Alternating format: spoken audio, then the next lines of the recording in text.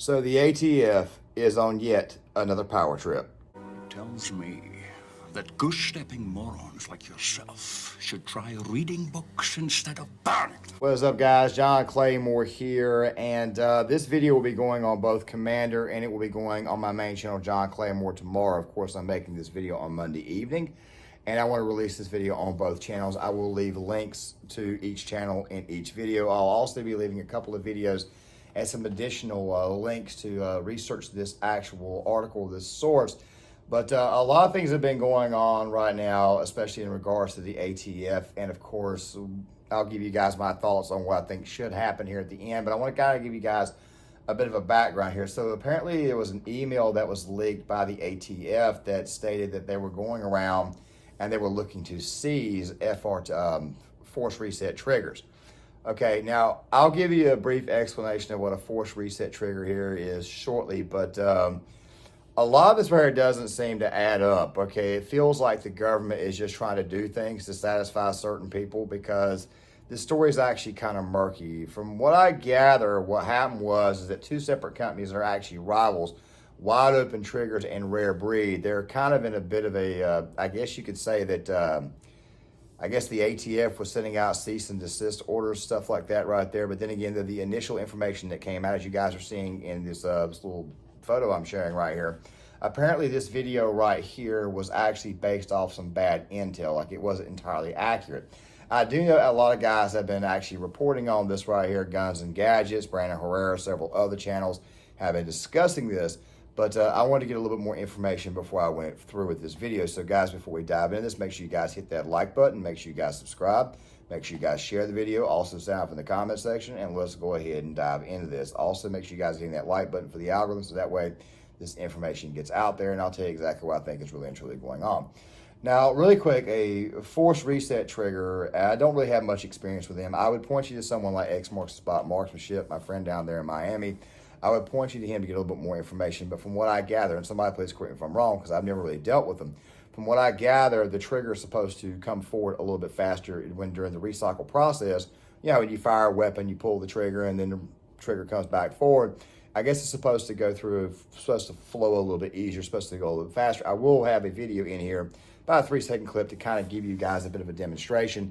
Hopefully there's no copyright strike on, there's no copyright claim on this right here, but here's basically what I got. Let me go ahead and roll this for you. So from what I can see, I guess the idea is supposed to give you the feel of an automatic, even though that this particular item, which by the way is an accessory, is protected under the National Firearms Act. Yeah, it's a bit of a loophole, but it's not illegal. Also, something else too, Rare Breed right now is currently in court right now dealing with the ATF. So I'm a little bit shocked that they would actually move on this, especially seeing how they were already in court. Now, this right here looks to me like a good old-fashioned power play. This looks to me like I'm going to bang your doors down and I'm going to take these things away from you. And by the way, here's the concern. You see, the concern is that what they're doing is that they're getting the information of those who've actually bought these products. And they're trying to basically bully these companies into giving away the information of private gun owners.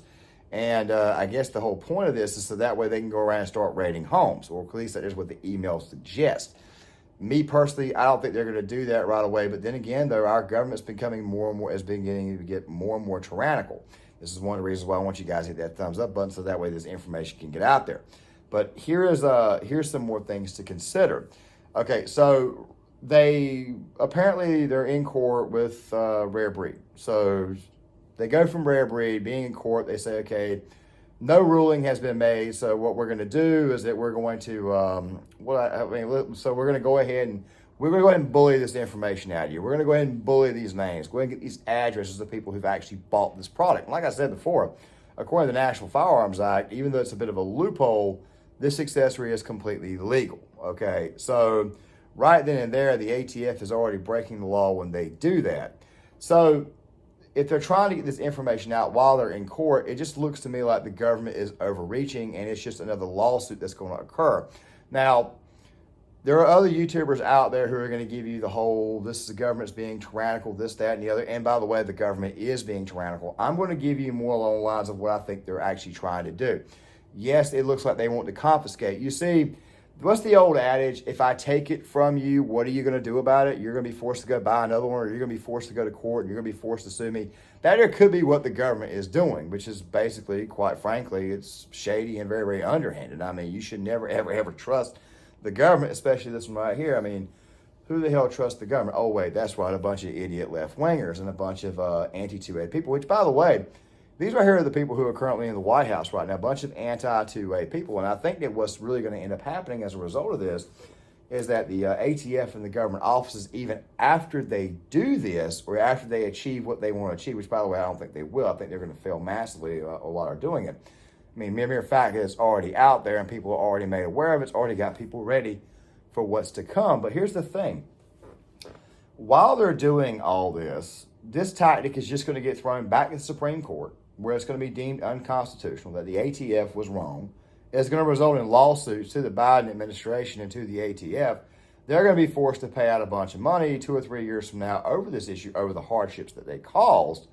And they're just going to be right back at square one. You see, some government offices, in my opinion, ATF is one of them, isn't really a useful office. You see how bad in a government office, let's say the FBI or the CIA or whatever, you're now seeing how bad it can be abused. We saw this with the NSA during the Obama's second term, even though that stuff was actually going on in Obama's first term, and the groundwork was being laid at the end of Bush's second term. You see how a government can overreach and become too tyrannical. Now, as I stated before, wide open triggers and Rare Breed are two rival companies. I mean, so why are you going after two rival companies? If anything, these rival companies now may get together and they may launch their own lawsuit against the ATF, which, by the way, is what I hope they do, because the ATF needs to have the pantsuit off of them over this issue. Look, you guys, look, the people in the government, you cannot have my weapons, okay? I have a right to own a firearm. It's called the Second Amendment. It's written in our Constitution. These gun attachments, by the way, they're not illegal. Like I said before, even due to the National Firearms Act, this particular product has been legal for over a year now. Now, there is something in the Constitution called the Bill of Attainder, which basically states that we can't make it illegal after the fact, which means if I put like a ban, like let's just say that they banned FRTs. Let's just say that they banned force reset triggers. Let's just say they did that. You can't take the trigger from someone even after it's been banned. And by the way, this product has not even been banned yet. It's not even in the process of being banned. You see what I'm saying? This is just extreme government overreach. So essentially, if you ban it, like I said, even after it's been banned, you can't go into people's homes and take it from them because it's been grandfathered in.